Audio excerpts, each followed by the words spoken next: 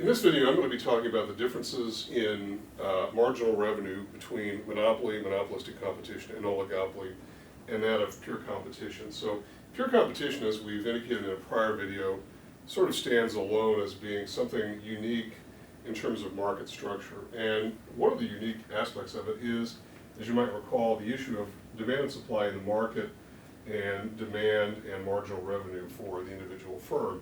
And so there's a split screen view that we see with pure competition, and that is we have the market on one hand and the firm on the other, and where demand and supply come together, then we have an equilibrium price, which is taken by the firm at any level of output along this quantity axis. And as a result, the demand equals the marginal revenue curve, and that was something that was a pretty key attribute of pure competition.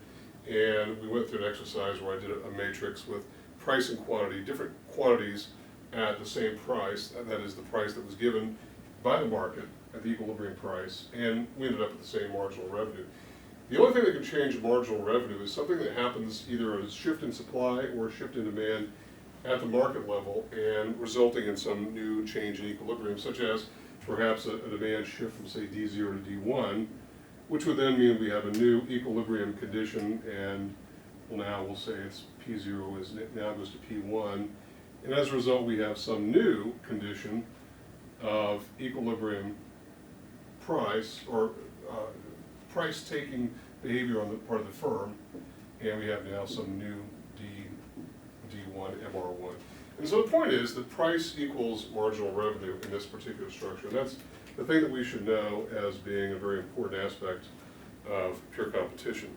And what we're going to do now is sort of segue from pure competition to the other three market structures, all of which are collectively known as imperfect competition. We call them that because they share one very common attribute, and that's the idea that price and marginal revenue are not the same.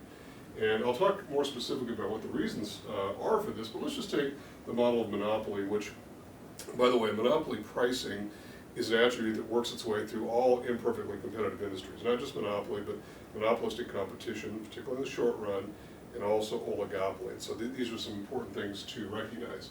And so let's just take an example here of monopoly. We'll start with a demand curve, downward sloping, and we'll see that we've got a divergence between demand and marginal revenue. Marginal revenue, in this case, lies below the demand curve, has a steeper slope for reasons that I'll talk about more concretely in just a second. So let's take a look here at what happens, because with a monopoly, the demand curve facing the firm is the demand curve facing the industry for all intents and purposes, and that is the idea that monopoly firms essentially control the market. So at a price of $16, if the good obeys the law of demand, the demand side will say demand 2 units. If the price falls to 14, then the demand side of the market will demand now 3 units, and if it goes to 12, 4, and 10, 5. But here's the important thing to notice about this, and that's this. As the price goes from 16 to 14, what happens? Not only is there an increase in the quantity demanded of the good, but let's sketch out what happens to marginal revenue, and this is the way in which we'll determine how and why marginal revenue has this steeper slope. And so let's just sort of do the math here and see what we end up with. So as the quantity demand rises from 2 to 3 units, that is because of the price change from 16 to 14, what happens?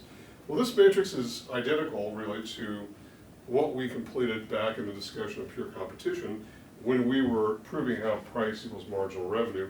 Here we're going to prove how price does not equal marginal revenue. So again, price of the good, the quantity, and as we all know now, price times quantity equals total revenue. So the math is straightforward. 16 times 2 is 32. And as we go to 3 units, 14 times 3 is 42. And so what is the marginal revenue, which is set at sort of a half step? And again, like all marginals, it's the change in something divided by the change in something else. In this case, the change in total revenue divided by the change in quantity. The change in quantity is straightforward because the change in quantity at every incremental level here is simply 1 unit, so anything divided by 1 is itself. So what about change in total revenue? 42, so all delta is new minus old. 42 minus 32 is 10. And notice that as we progress from 2 to 3 units, even though the price goes from 16 to 14, price is 14, but marginal revenue, which is sort of this instep, is at 10. And so as a result, marginal revenue is not the same as price. And what if we take now the price from 14 to 12, and now the quantity demanded goes to 4, so now total revenue at 4 units of output is 12 times 4 is 48, and again the denominator is 1, so it's just simply 48 minus 42 is 6. And so as we go then from 3 to 4 units, the marginal revenue now is 6, and we can sort of drag that over here and populate that value as we go from 3 to 4. And then the final bit is from 4 to 5, and so from 4 to 5, 10 times 5 is 50, and as a result we have marginal revenue of 2, and we can sort of extend this if you like in order to capture a marginal revenue of 2. And so what's going on here is this, that there's an acceleration in the marginal revenue function. In fact, it's a diminishing function, and it diminishes faster than demand. So the law of demand, even though there's an inverse relationship between price and quantity, price goes down, quantity demanded goes up, and that's really the key attribute of demand, marginal revenue diminishes much faster. And the reason for this is something that's relatively simple and straightforward, and I'll talk about what that is. It really has to do with what we call the negative price effect. And let's talk about what the negative price effect is and what it's all about. And it really links itself back to the law of demand itself. And so if we talk about the price effect, let's take a look at what total revenue is all about. Again, the two components of total revenue are price times quantity. Price times quantity.